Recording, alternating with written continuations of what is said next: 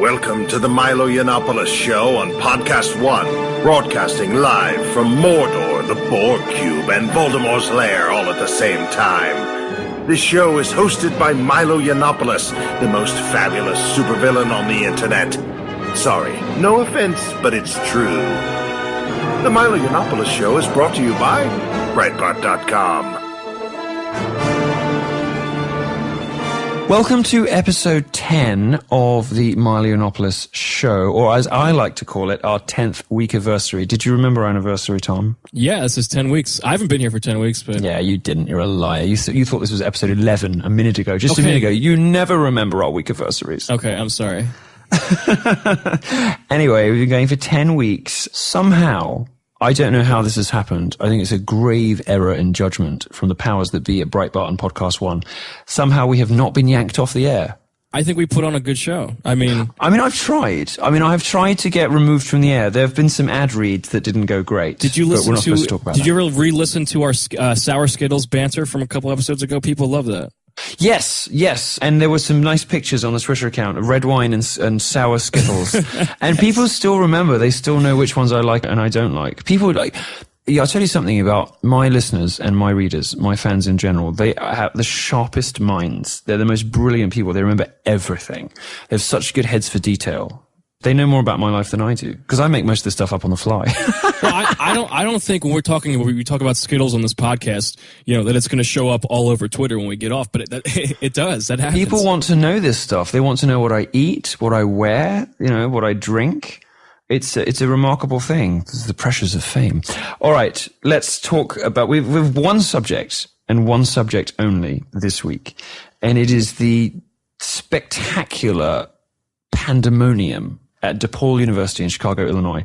I'm sitting in a mid-price hotel room in Chicago, surrounded by researchers and members of the Milo team, and I'm just reeling from the fallout of possibly I think it almost certainly is, the highlight of the Dangerous Faggot Tour so far. You've been leading our coverage on Breitbart of this, so why don't people are sick of hearing my voice. Why don't you give a brief summary, a little précis of what happened this week? Yeah, well, Alum and I kind of took hold and directed how we wanted to handle this, but we made sure we could get basically every angle we can get. So I hope a lot of our listeners have gone and read most of these pieces already, but it was just pandemonium from every angle. And when we thought it was over, we were learning new stuff. And we just learned, a couple hours ago today that one of the professors at DePaul was basically egging on, encouraging, supporting one of the student protesters who got right up in your face. Well, she snatched the mic from somebody. She was dancing like she was on drugs. For the 4 listeners that have been, in Iraq or having root canal surgery this week, I gave a talk at DePaul, and there were 550 people in the audience. So it's one of the bigger ones, and probably in total, inside and outside, probably 250 protesters. And it just degenerated into the most amazing spectacle of just this huge crowd of almost 1,000 people rowing and yelling and pulling at each other and chasing me across the quad of DePaul. Eventually, I managed to leap into a getaway car and get away. But the fallout from this has been so bad because the university refused to police it properly, and indeed worse than that, instructed Chicago PD, the police officers who were called to the scene, to protect me, not to act when somebody was on stage threatening to hit me. And this pandemonium was going on in the auditorium, and they refused to do anything about it. Now, one happy consequence of this, and I say happy, I just mean in the sense of, cosmic justice, has been on Facebook. Now, as you know, Tom, I'm not a petty person. I'm not trivially minded. I'm a high-minded sort of person, in fact, concerned with, the grand issues of the day and with, elements of history and philosophy and art. But I have enjoyed the trolling that has happened on DePaul's Facebook group. Now, I didn't know this, but you can give ratings to organizations and to places on Facebook. So if you've got a verified page, it's sort of your social homepage, it's the place people go first when they Google you. What has happened? Tell us what has happened. Well, this kind of developed today as people, some of it's serious, some of it's kind of trolling, but people took over the DePaul University Facebook page and left literally thousands of reviews, basically condemning the administration for their decisions and their behavior at your event. I mean, it's unbelievable how many people have spoken up. Some of them are serious, some of them are kind of, satirical. But I mean, the one you wrote was, I thought, hysterical. Very serious. Very serious. I've got the numbers in front of me, and the numbers are, there were sort of 500 or so pre-existing 5-star reviews for DePaul University. DePaul University has about 65,000 followers on Facebook. I have about 105,000, but not that I'm into dig measuring. But 500 or so people had rated the university 5 stars, about 60 4 stars, about 23 stars, about 22 stars, and who knows how many 1 stars. But the 1 stars in the last 24 hours have grown somewhat, and they now total 4.6 thousand, 4,500. 4,600 1-star reviews for DePaul University to give an average of 1.4. So the ratings have created. Now, I'll give you an example of a review, and you can tell me whose you think this is. Okay, go ahead. As a gay refugee from socialist Europe, I felt radically unsafe when college authorities allowed a bigoted and homophobic religious preacher to physically threaten me, despite my polite but admittedly slightly camp entreaties that I should not be subjected to threats of violence for the crime of expressing a sexual interest in an ethnic minority man. Speaking as this happened to me. I felt very endangered. Speaking as a prominent member of the global LGBTQQUFHEBXJSFFB $::::::::::::::::::::::::::::::::::::::::::::::::::::and community, and member of perhaps the most endangered and marginalized group in society, gay conservatives, I demand that the DePaul College authorities immediately rename its accommodation blocks after the likes of Ronald Reagan, Ayn Rand, and Donald Trump. I refuse to sit idly by as the mechanisms of hate speech undermine my right to make jokes about hideous, blubbery, train wreck lesbian feminists and obnoxious and petulant Black Lives Matter terrorists. Enough is enough, DePaul. No more safe spaces. It's time for shitlording 101 to take its rightful place in the liberal arts requirements, and for mischief, irreverence, and misbehavior to be restored to the curriculum. P.S. No one is trans. It's a brain disease. And this is there's 398 likes as of, well, it's Wednesday night, so it's going to have rapidly sped past that. Oh, no, another 400 likes. One of them was me. I'm reading it. It's so funny. Yes, listeners, that was my review of DePaul University. I'm going to start leaving them everywhere I go. I'm going to start reviewing every college I speak at, and I'm going to review the administration for how robustly they defend free speech in the wake of my talks. And I should go back and retroactively. You could perhaps help me with the entry for Bucknell. Yeah, I mean, I was kind of wishing we had some more backlash. And I don't mean like students, but I wish we could have done something like this over there. But I mean, you were saying that these schools can go in and shut off this review section. So is it possible that all of this would be for nothing if they just go in tomorrow and turn this off? No, because of course the golden rule of journalism is, whatever happens, you just write it up. And this is, by the way, this is not some organized hate campaign. This is a spontaneous outpouring of genuine revulsion. And I think that's been played out across all social networks and in the media and on campus itself. Genuine revulsion at the university administration's refusal to stick up for free speech and pandering to the worst, crassest, most dreadful elements of social justice on campus. This has just been a genuine, the administrators need to listen to this show, and I want them to take one thing away from them. They might not like me. They might not like anything I have to say, but don't get led into the trap of thinking that this is some kind of, evil right-wing letter-writing campaign. This is what people now think about your university. This is the reputation that DePaul has acquired. I'd never even heard of this university. I mean, I sort of semi-heard of it because it's Catholic and because I'm Catholic, and I sort of semi-heard it. And, somewhere in the deep recesses of my mind, that word existed, that phrase existed. I kind of, sort of heard of the university. But most people in America haven't. But now they know it, and they know it for all the wrong reasons. And these are some of the consequences of pandering to the very worst elements of social justice. And as I never tire of pointing out, there's one university that has experienced those consequences even more disastrously than any other, and that is Missouri, which has lost, I think to date, probably something like 40 million in alumni donations and had to close 2 dorms because admissions are down so much. I'm not about to suggest that something of comparable scale happened at DePaul this week, but it is certainly true that relative to its reputation and name recognition, despite the fact that it's a big school of 20-odd thousand students, this is now what people will remember DePaul for. It's the college that instructed Chicago PD not to take someone off stage who threatened to punch a gay invited speaker. It's remarkable. Could we possibly, we covered the story from so many different angles, but I think our listeners might be interested. Can we briefly go through each of these stories and get your perspective? I mean, like, let me ask you, what was your experience with Edward Ward? I mean, what was Edward Ward? It's a very strange name. Do you know it's a recursive name? I just realized. Because his name is Edward Ward, but if you just call him Ed, his name is still Edward. I mean, it's like a fractal name. It doesn't matter how much you squint, it still looks like shit. I keep going back and watching this video, and it's insane. I mean, what was going through your head as this happened? Well, so he comes up with whistles, and there's all this sort of drama on stage, and it's, whatever. So I could have made a few quips that they didn't like very much. Or there were these black women from Black Lives Matter, and I said, I know why the black women are here. Probably because I fucked all their brothers. Definitely going to lose my clean tag. Can we curse on the show? I don't know. I don't think iTunes has noticed that we swear yet. And when it notices that we swear, it's going to switch us to explicit. I'm okay with that. That's fine. Right? Yeah, I don't know. Because I want to be... they're never going to feature me anyway. Of course they're not. Who gives a... Yeah. Anyway, so I'd made a few jokes, and I said to him, if you weren't such an obnoxious cunt, I might even hit on you, because you're making lovely stage furniture for me at the moment, or something like that. And he walks up to me and goes, "Don't try me. I'll lay you out." No way. That's fairly clear to me. I mean, he did. We could see in the camera he said something to you. We didn't know, and I don't even think we included that in any of our stories. No, because I didn't really tell anybody, but that's what he said. That's. And he's not even a student anymore. Did you know that? Well, that's weird, because we were writing it as DePaul political science graduate. It was never a student. Yeah, he's not even a student. He just returns. How many years out is he?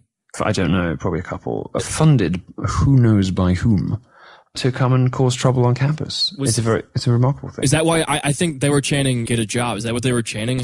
Yeah, because he's probably some Soros-funded Black Lives Matter activist who has graduated in, African diaspora studies or something like that, and has never got a real job because he's never had to, because he's paid by some rich white liberal to cause trouble for other rich white people. What happened with Rebel Pundit? What is the story there? Oh my God. If I were not quite so self-involved, I might have led with this, because it is kind of the biggest story of the whole event, which is that a journalist was arrested on charges of criminal trespassing for filming the event. Nothing else. Just the fact that he was a journalist attempting to film the mischief-making and wrongdoing and bad behavior of Black Lives Matter. And the university had him arrested for trespass. He was in prison for hours. Didn't we find out that we ended up finding out that he had some kind of permission to be filming? Didn't we end up... That was something... Yeah, he had a permit. No, he had a permit. This blows my mind. That is one of the bigger stories here, because it is, if we're honest, the story. It's out of control. It's amazing, isn't it? Absolutely amazing. So, okay, well, we're going to keep moving, because we hit this from like 10 different angles. The team did an amazing job, by the way. If you ever find yourself, at a loss for more Milo, and I understand this instinct because I occasionally feel like this too, and you've watched everything on YouTube 3 times, and I've said nothing new for 20 minutes on Twitter, and you can't find anything new on Facebook, you can go to breitbart.com/Milo, and this is all the content by and about me. So you might well have missed a story that you will find there. And it's just been overflowing today with the amazing work from you and Ben and Alan and Charlie, incredible, the Breitbart sort of tech and social justice team that I lead. Incredible coverage today. You've done brilliantly. Tell us about what else is in there. I was up at 8 a.m. on the East Coast, and we just went all day. It was a lot of fun. I love American journalists. I think 8 a.m. is early. Well, I mean, I'm just teasing. It's 2 a.m. now. We're still going. I'm teasing. Tell us some of the other stories. So we wrote about Katie Danforth, who's going to be with us after the break. And well, this is our interview. She was incredible. So many people on social media, on Twitter, were praising this girl for her ability to. Obviously, this wasn't prepared. She didn't know this was going to happen. She got up on. You asked her to come up on the stage, and she just she blew me away. Can you tell us a little bit about that? Yeah, so she's a black member of the College Republicans who does not believe in the crazy conspiracy theorizing of Black Lives Matter. It's amazing that you have to make these basic points, like being against Black Lives Matter doesn't mean you hate black people. It just means that you don't necessarily think that this is the correct set of solutions for a problem that some people have identified. It's amazing that you have to make that distinction. Amazing that you have to point that out. That not agreeing with, the tenets of modern third wave feminism doesn't mean you hate women. It doesn't make you a misogynist. It just makes you, able to read statistics. Anyway, Katie's a black member of the College Republicans, and we're going to speak to her after the break. By the way, that's our interview this week with Katie, who I think is a wonderful, brave young girl, and with her colleague, the chairman of the DePaul College Republicans, Nicole Bean. I saw her kind of yelling at the Black Lives Matter guys, and my natural instinct for spectacle kicked in, and I thought, let's invite her up on stage. I gave her a microphone, and they started going at it, and I thought she was great. She was demanding what I always thought that activists wanted, which was the, right to have black voices heard. Well, they're perfectly happy to have them heard unless they express the wrong opinions. And she was, it was amazing. It was absolutely amazing. This is so shocking to me and so hilarious. And I laughed out loud when it happened. She said that she believed in, self-reliance and independence and hard work and all the rest of it. And the response to that from Black Lives Matter was to call her a white supremacist. Yeah, no, I heard that. It's despicable. It's laughable too. It's so I can't even get angry about it because it's so funny. How is that the response? I don't know how it's possible. I can't get mad about it. Were we talking about that after the break? Did you ask her about? Yeah, we will be talking about it after the break. But okay. I genuinely can't get mad about it because it's so funny. Okay, it's so funny. Well, I look forward to that. One of the other things people are going to want to hear about, and we should definitely hit on it, is the issue with security. We asked on Breitbart today. We asked for the money that Breitbart paid for the security back. Where were they? Were they in the room? Well, they were instructed. They were instructed by the college not to intervene, to stand down. And I just, picture the scene: a Black Lives Matter speaker, predominantly black audience, disrupted by, let's say, Trump trolls. No, how quickly those people would be hauled out. That's what I put on Twitter today. If I treated Sean King the way these students treated you, I would be in jail. And he's not even black. I put the side by side today. I don't know if you saw it on Twitter. You remember that student? I'm sorry to say I don't follow your Twitter account with the level of assiduousness I clearly need to. Well, you should, because it's interesting. Do you remember when that student, needy deputies? This is the bane of my existence. Do you remember that student? It was like 10 years ago. Started shouting at John Kerry at some university in Florida, and they tased him. Yes, they didn't even go. I think all millennials deserve to be tased at least once. Even me? Yeah, you could probably do with it. Toughen you up a bit. You're too nice. You're too soft. You could do with it, just so you know how bad it is. Okay. I just want to watch. I want to watch. I think the entire generation of millennials deserves to be tased, possibly at once. Just this massive convulsion of just agony and trauma across the entire generation. Snap them out of the BuzzFeed nonsense. I don't read BuzzFeed, so that should exempt me. But anyway, you're like a rare treasure, a little flower, a snowflake, one might even say. Something that I thought was crazy, and we're going to go through stuff a little quicker. Edward Ward or whatever. We've got a captive audience here. They're just listening to this on the way to work. You don't have to rush. No, okay. We can talk for as long as they're not going to turn it off. they can't. They've got their hands on the wheel. Okay, fair, it's just being piped through the car speakers. There's nothing they can do about it. That, or even worse, they're out running. And if you stop, you're going to realize how out of breath you are. Just sort of stab at the buttons on your iPod. You don't want to do that either. You've got to just keep running and listening to this drivel. When do you listen to your podcasts? When I need to crack one out before I go to sleep.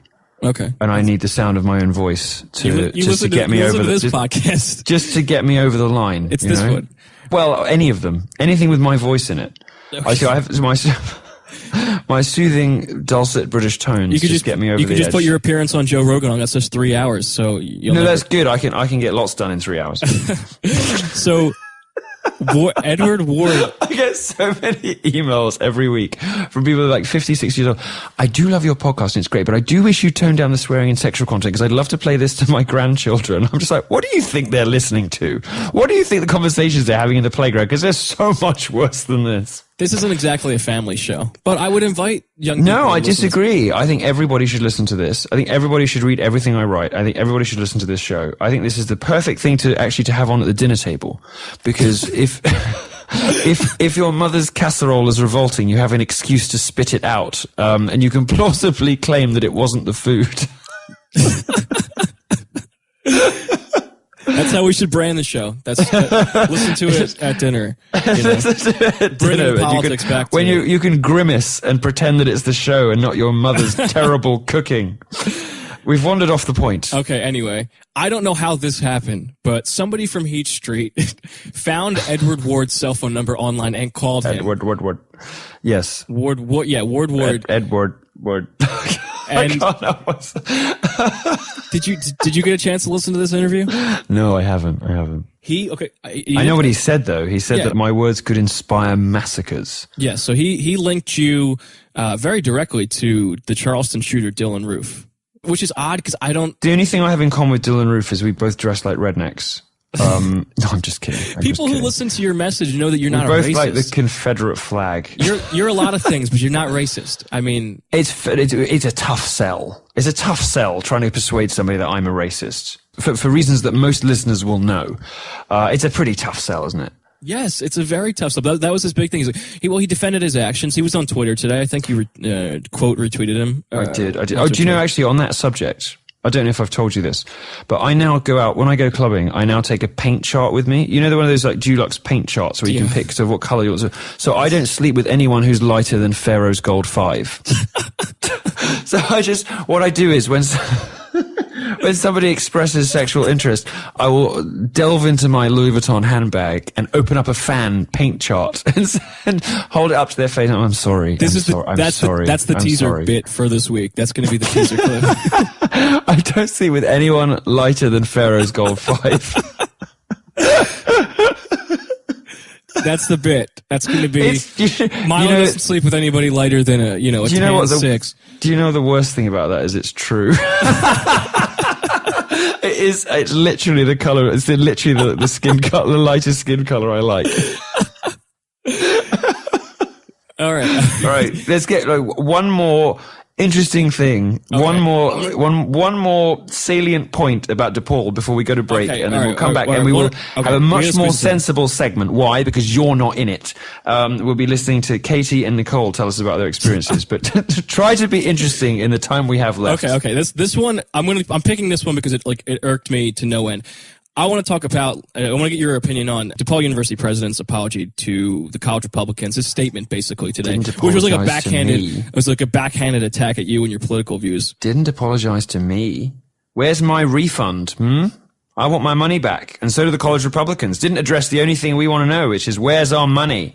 Yeah, it's pretty easy for him to apologize to them without doing anything about it. What's he going to do? What's the plan of action? It was a dumb apology, wrapped in mischaracterizations of my political positions and a healthy dollop of virtue signaling. Very bizarrely bookended by this guy's experiences in France. I don't know where he's Verdun or I can't remember. It's a First World War or Second World War burial site or something. And he sort of invokes the memory of dead European soldiers. And I don't really know why. It's a deeply weird thing, but basically mealy-mouthed, spineless, and a sort of non-apology that didn't even mention me. It's his security, who he praises in the letter and says, it was such a good job. There's security allowing somebody to physically threaten me, refusing to take them off stage even when I've begged them to. Where's my apology? I slammed him on the Facebook review for this because I just thought it was, when a university president is speaking on behalf of a university, it is not his job to get political. I thought it was completely inappropriate. One of his students threatens to assault a guest speaker, and he wants to remind us all, that he believes the wage gap exists. What is that? What is going on? I found it remarkable that he was prepared to advertise his own ignorance in that way. I don't know what is going on in this. I thought I had seen it all. I was like, this guy's what? I'm done. Let's go to the interview. I can't deal with this. Well, there we go. We've broken Tom. Congratulations, president of DePaul University. You've broken my producer. I should elevate. I need to give you a promotion. To what? I'm going to give you an extra magic bean a week. I think you've now established yourself as the reason people listen to this show. You've exceeded your bounds as producer and you've become co-host.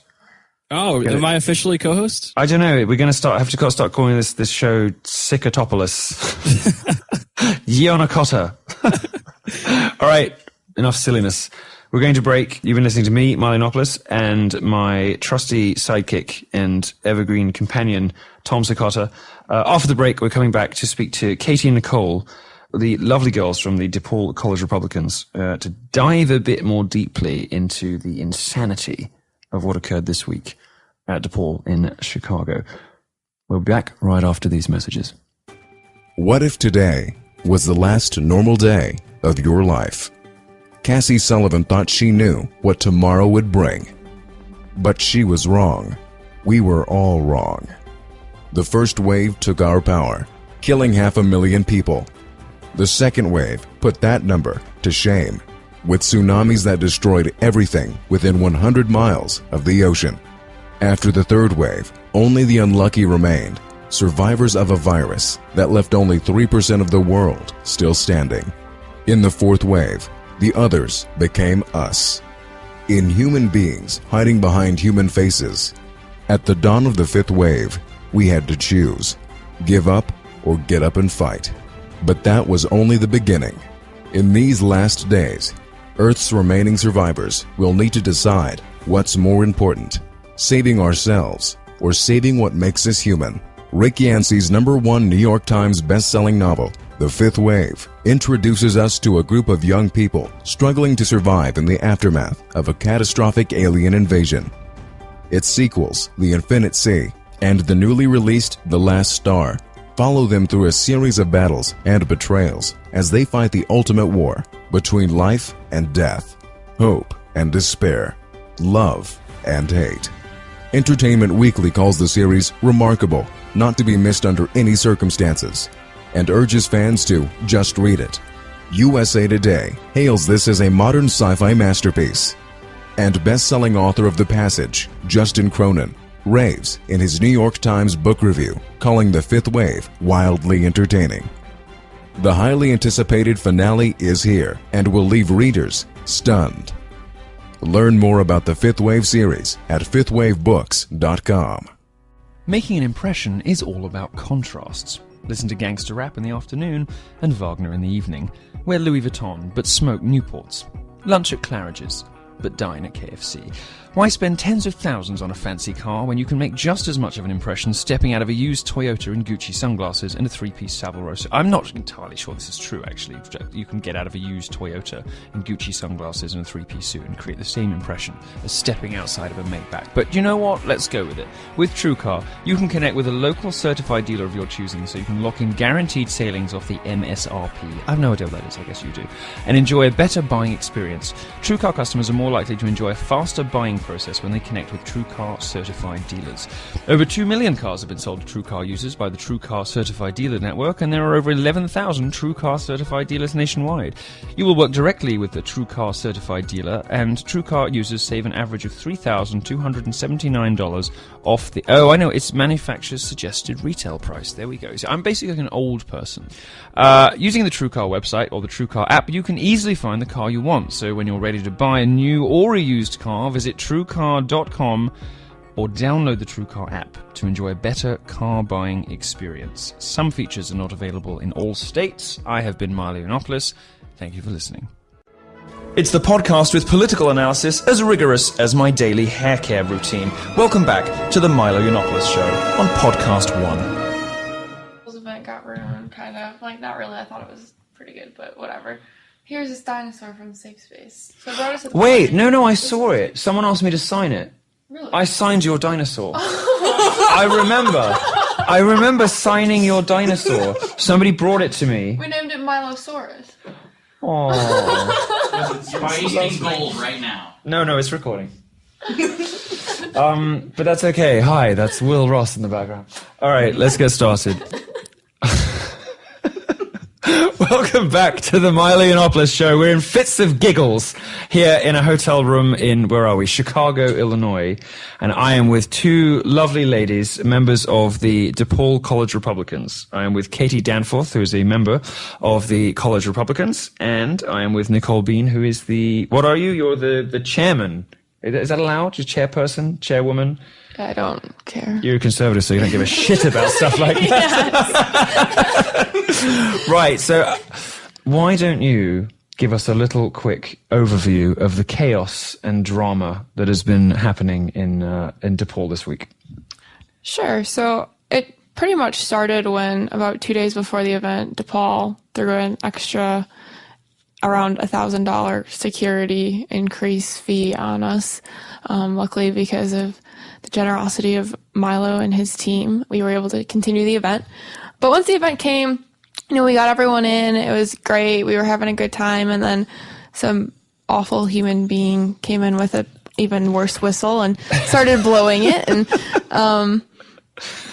then he got up on stage and I was getting direction from our security that we paid a lot of money for, that the cops were being called and because there was a protest and, they said that anybody on stage, anybody standing up would be arrested, and that never happened.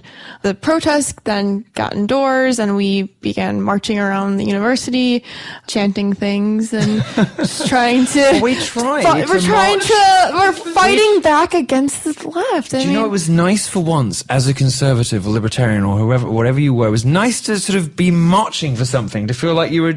Now I know why the left likes it so much. It's very empowering. No, I get Standing it. up on benches and yelling at people. And you were like, what do we want?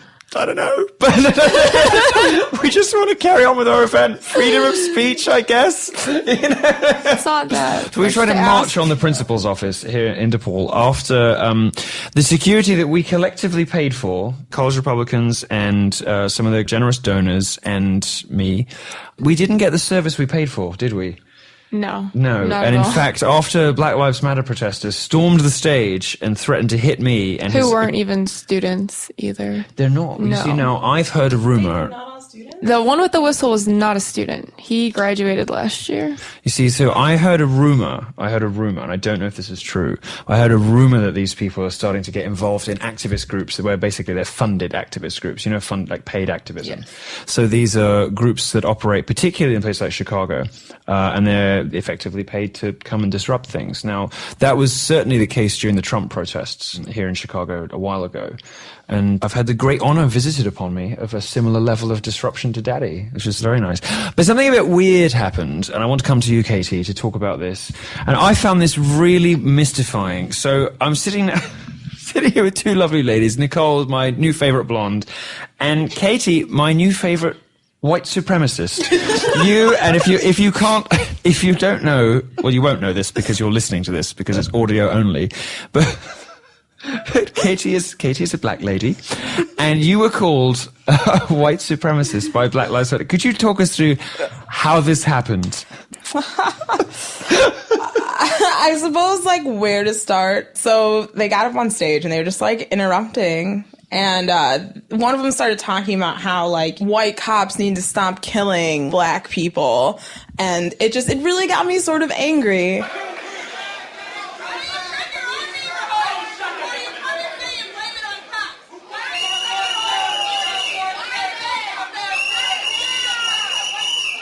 And I was just sort of I really think that you guys need to sort of look at your communities and look at the areas you live in before you just start accusing people. I don't know, I would assume Milo heard that and was just sort of, hey, come here. Madam, you want to come up? You want to come up?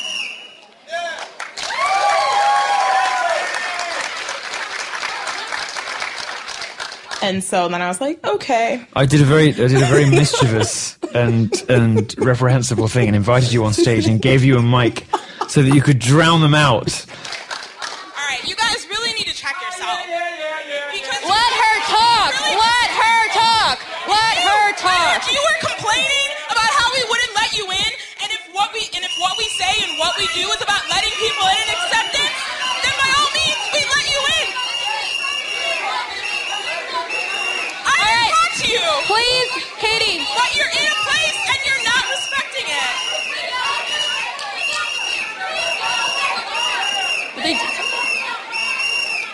Sorry, you paid for this event. Are you looking at me and telling me that you paid for this event?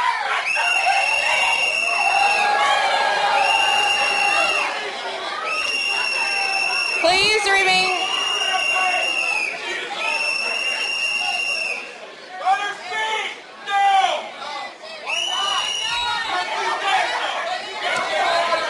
I believe she has a First Amendment right to speak. Supremacist now, because I believe in hard work and deciding that I need to make a life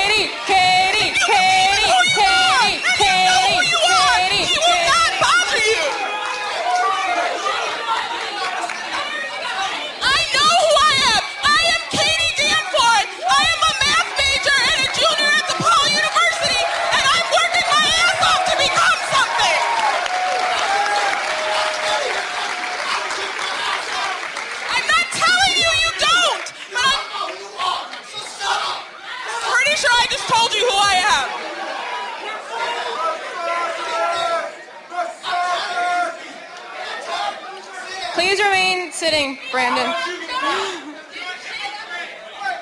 don't you guys sit down? Thank you.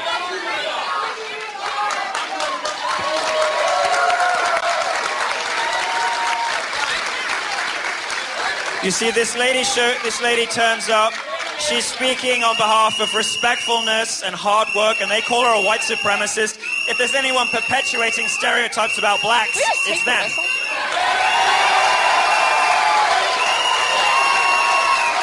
This is a schism, isn't it, in the black community in America at the moment, between the sort of grievance and victimhood-based culture of Black Lives Matter and black people who recognize that some things have got to start with them, and they want to buy into the American dream. They want to aspire. They want to take personal responsibility. They want to get ahead in life rather than complaining about their lot and demanding that other people fix them and invoking these conspiracy theories about, white oppression and all this kind of nonsense. And you, as a member of the College Republicans, are very obviously on the latter side of that. It just strikes me, I can't really wrap my head around how they can do it with a straight face. You're up there and you're saying, because I was at Rutgers and I was talking about academic freedom, and I said, it'd be nice if universities were places of learning, open places of learning where people could experience new ideas. And this feminist jumped up, smeared her face with blood and said, "This man preaches hatred." It's a sort of non sequitur of the left, and I don't even know why some of the protesters were there at this event this week. They just seem to be there to make noise. Can you help me to understand how you saying personal reliance and responsibility is a good thing, in a Black Lives Matter protester's head, that means she's a white supremacist? Because it seems to me like if you are ascribing hard work, discipline, self-reliance and aspiration to whites and implicitly not applying that to blacks, that there is only one racist in the room, and it's not, and it's not you, Katie, and it's not me, and it's not the lovely Nicole. It seems to me like it's the Black Lives Matter people who are setting, what I think George W. Bush used to call it, the bigotry of low expectations on black people. Talk me through how this happens. I'm so confused by it. So I think a thing that I've sort of learned and noticed is that I tend to not really put the color of my skin as a huge dynamic of what defines me.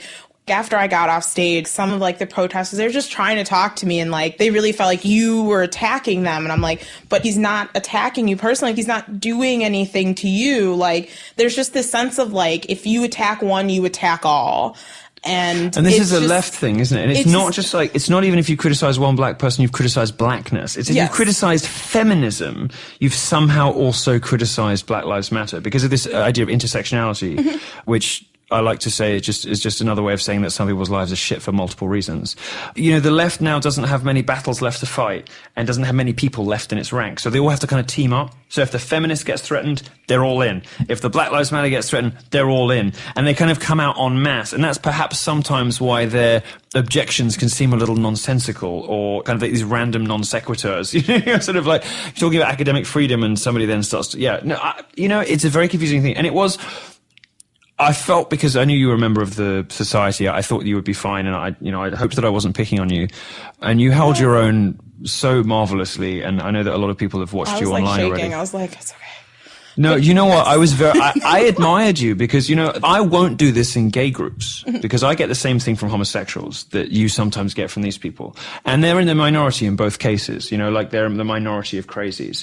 But I won't do it with the gays. I mean, mostly out of boredom and, I can't stand to be in the same room as they all put too much aftershave on and wear terrible clothes. But, no, I did admire your bravery. I just thought it was absolutely remarkable that they just come out with these amazing allegations and these incredible name calling.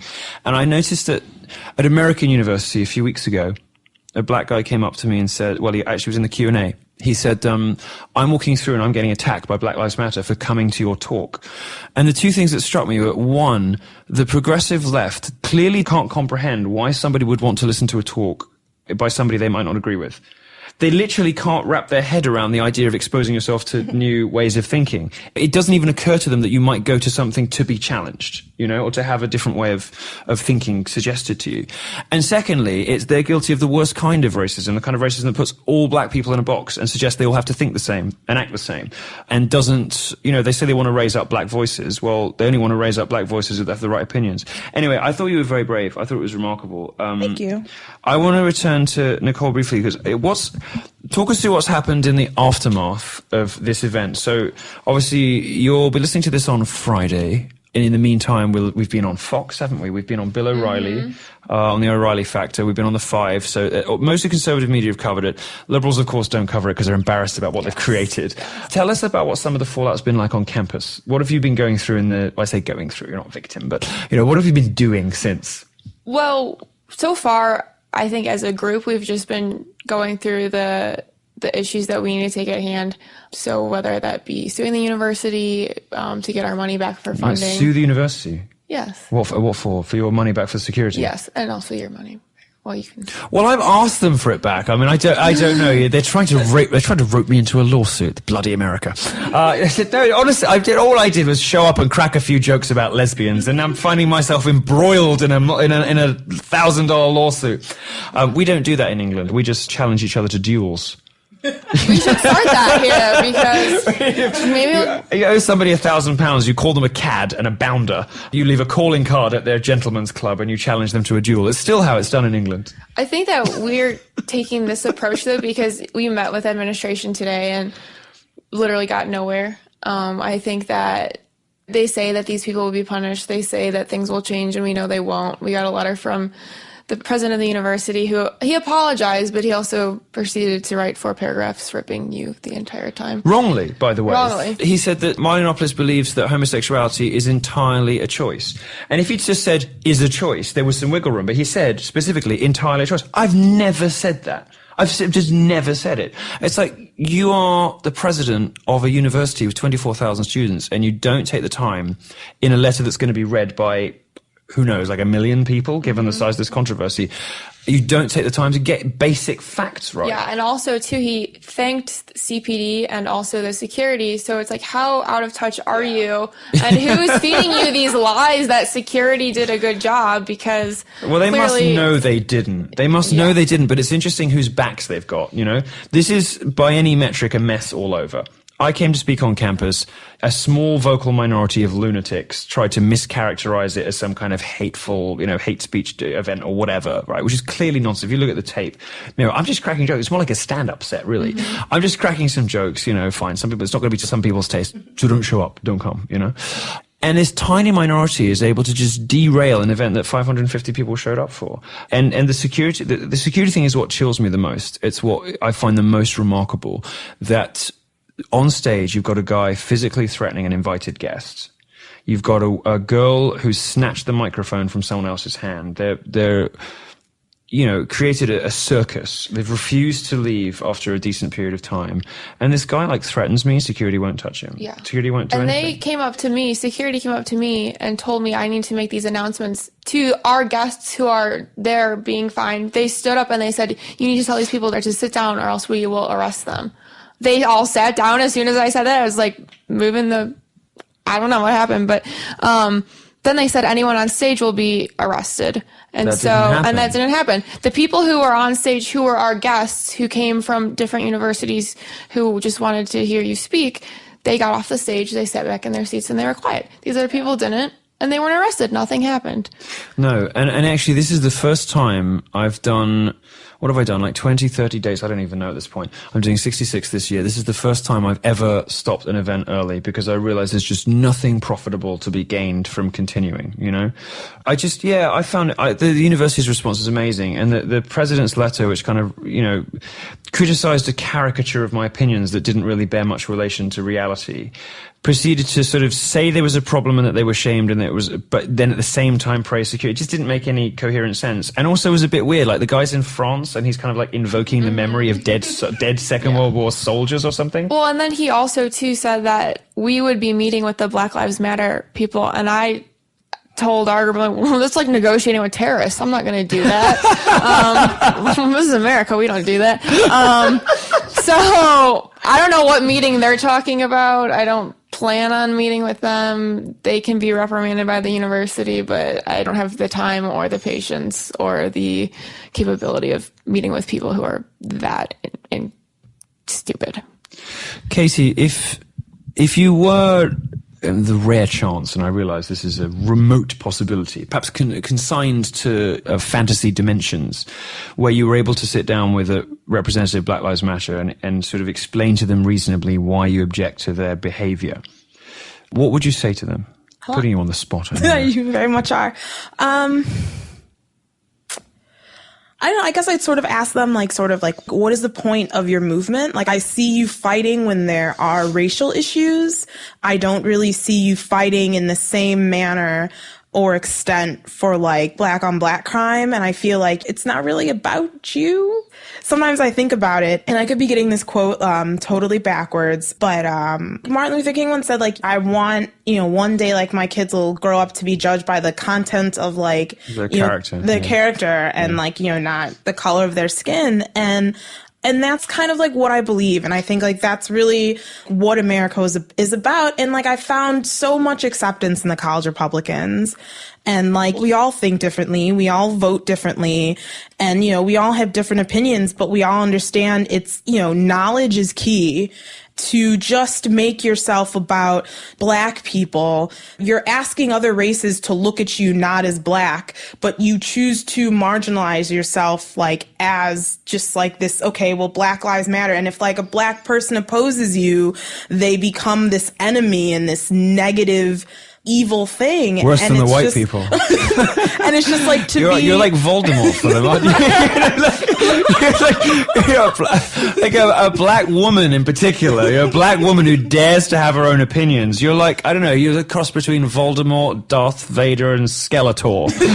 all rolled into one. You're like me for Black Lives Matter, Like I'm sort of for the crazy progressive like gender warriors, who want to put everyone in boxes and gay people are going to have these opinions, and if you're a feminist, blah, blah, blah. This gay Republican or gay conservative, whatever I am, is just horrifying to them, and they can't work it out, and they just sort of, they do this la, la, la, I'm not listening kind of thing on their ears. You're worse. I am so much worse. Well, I'm going through a large identity crisis right now. Are you? Is it because you don't know who you are? It's definitely because I definitely don't know who you are. I have no idea who I am. You've forgotten about your blackness. This is what you don't know what was it they said to you? You're confused, honey. You don't know who you are. And you're on stage being like, pretty sure I do. Definitely just told you who I am. I don't know. It's funny. And it's just like, it's not something you see often. And I feel like sometimes a lot of African Americans or black people who think differently are just sort of like shut down and like just, you're not really allowed to speak about it. And if you speak out, you're like, everyone just sort of looks at you and like it's really mad. Well, there are social costs attached, aren't there, to expressing opinions that step outside a very narrow range of quite balmy points of view that are based more on conspiracy theory than fact, and that even where they are correct seem to ignore much larger problems in the pursuit of an easy enemy. Let's blame it all on people with white skin. It's a very bizarre movement. And what you've hit upon, which I think is perceptive and I think is right, and you sort of hinted at this, is the way in which it moves us backwards from the ideals of Martin Luther King. And this is what people mean when they talk about the regressive left, It takes us back from a sort of golden future, the one that he promised us, where people would be judged by who they are. And I think a huge thing for me is like, you ask them, why are you protesting? And there's just like, well, because we don't like him. You're marching for like not liking an individual person. Like, and there's just, I don't know, like I just don't feel the passion. They have no idea why. You ask them like, okay, what has he said that you don't like? And they can't produce a single statement. It's like they just come out to cause a fuss and to be difficult and to obstruct things and to be hysterical. You know what I find remarkable as well is just the inefficacy and the self-destructiveness of Black Lives Matter. What has been the single result of that movement? The only result of that movement, because it's achieved nothing politically. The only result of that movement has been black cities in flames. And I think they do it too because they know they can get away with it. Talk a little bit about that, because I mean, I don't want to speculate about DePaul, but it seemed to me like, I'm just thinking to myself, if I had come and disrupted an event, a Black Lives Matter event, let's say, and I had come and said, I'm not sure I believe in all this and refuse, I think security would have been quite quick to remove me, don't you? Yeah, I agree. And we talk about this a lot. I mean, I know myself personally, I'm a Catholic, I'm a Republican. When there's drag it's shows... It's a rare thing at the Catholic University of DePaul. I know. Is a Catholic. Yeah. I was on the radio show. Sorry to interrupt you. I was on the radio show, and this girl's like, well, women don't have like all the rights. What about, the right to their own health choices? I'm like, are you talking about murder? Are you talking about killing babies? Is that, your right to your own body? You go to a Catholic school. Yeah, no, like, do you know where you are? So somebody told me, I was on, who is it? I can't remember his name. Joe Murphy, maybe. One of the local Chicago radio shows about for a former congressman. I actually listened Joe Walsh. Walsh, that's it. I listened to his show even. I had terrible. Walsh, Murphy. It was Irish. I was in the right. Yes. I was in the right country. Yes. I was on the right country. Sorry if you're listening, sir. And he was saying that DePaul is a Catholic university for Catholics who hate Catholicism. Mm-hmm. Have you experienced this? Oh, yeah, definitely. I mean, I know my sophomore year, I battled a referendum to try to get DePaul to hand out free condoms. In a private Catholic university. School. But then the Republicans can't mark with sidewalk chalk.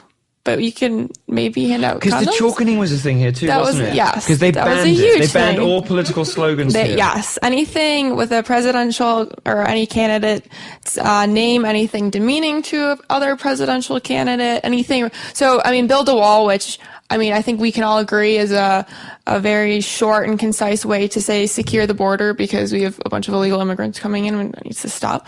And they're saying that statement is too affiliated with Trump, so that cannot be written. But they say it's racist, don't they? They go a step further. They say this is a racially charged hate crime. It's tantamount to, whatever the Hispanic version of the N-word is, Exactly. And when we met with administration today, we were talking about how, our people lined up to come into the event. They were very respectful. They did not start any sort of altercations or fights or screaming or whatever. They were fine. It was fine. And the woman who we were talking to had the nerve to say, well, you guys were all chanting build the wall. And they're like, well, there was another group of people that were saying to F me. So... Yeah, because we went outside. We went outside together, and that's I've noticed this. I mean, you're not Katie. You don't have the full Voldemort package, but you're an attractive blonde girl, and you're a Republican, which puts you in the firing line because you're a girl with the wrong opinions. And it's the way that they speak to women when those women have the wrong opinions. If the tables were turned, they would be screaming blue murder. If you were, let us say, for the sake of argument, a blubbery, fat, self-loathing, blue-haired, facially pierced train wreck of a lesbian feminist, to pick an example at random. There's a lot of DePaul. Yes, not so much at random, more just wandering down the road and opening your eyes. My God, even this Pope would have something to say about them, surely. We could make a museum of the people at DePaul. Really? Yes. There's sort of like how the liberals have a dictionary of insults, we can make a museum. Not so much a museum as those old Victorian freak shows. Yes. Like the bearded lady and well, there are many bearded ladies. You'd run out of space. Or are they just ladies? We only need one. All right, well, we're going to wrap it up. I think that's probably where we should leave it before my show gets taken off the air. But I think you've both been hugely brave, and thank you for joining me. Thank you for putting this event on, for having me. I have you give me hope, because everybody thinks this generation is a write-off. They think millennials are all signed up to the social justice nonsense. They think it's the BuzzFeed generation. But when I showed up, and thanks to your bravery and hard work, setting this event up, it looked out on a room of 550 people. Some of them, were not at college, they just come to see me, but many of them were DePaul students. It gave me hope, because if you think the enormity of support there, 550 people would come to watch this thing, and then maybe 150 or 200 protesters outside and a couple in the room. I really firmly believe that that's a good approximation of the sort of proportions that this generation believes in. The proportion of people who believe in free speech and challenging themselves and listening to new ideas and have a fucking sense of humor. I'm gonna get an explicit tag now. Damn it! I'm gonna lose my clean badge on iTunes. And the people who are signed up to this sort of hysterical conspiracy theory stuff. And this gives me hope, because although we know that the progressive social justice crazies wield disproportionate influence relative to their numbers and, of course, run the media and academia and all the rest of it. Events like this, me showing up and the stuff that you guys are doing, I think demonstrates to the university authorities that they are in the minority and that they have to start respecting the only kind of diversity that matters, and that's intellectual diversity. And it comes in many forms. One flavor is political diversity, but all kinds of different ones. So thank you very much for joining me. It's been delightful. And it's been nice to meet a fellow Voldemort. Well, two of them, really. There's a sort of cheeky mischievousness about the way we all giggle together, because we all know there's something not quite right about us. even we kind of, there's a little bit of us that buys into what they're selling. We sort of know we're not supposed to be. Thanks so much, ladies. Thanks for joining us. Thank you for everything. You've been listening to the Milo Yiannopoulos Show, the podcast that launched 1,000 therapy sessions for triggered snowflakes. Thanks for tuning in, and please do subscribe on iTunes, leave us a comment, a rating, whatever you like. Our producer is Tom Sikotta. Our researchers are Will Ross and Michael Poole. Our resident German, Mark Geppert, ensures the trains run on time, and our sound engineer, John Fitch, can be found at sturbridgesound.com. Download new episodes of the Milo Yiannopoulos Show at podcast1.com, and you can also listen to us at Breitbart.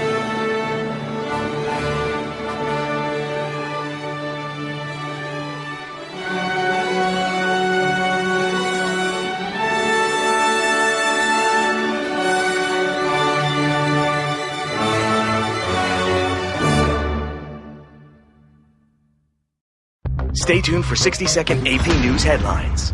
AP Update, I'm Ross Simpson.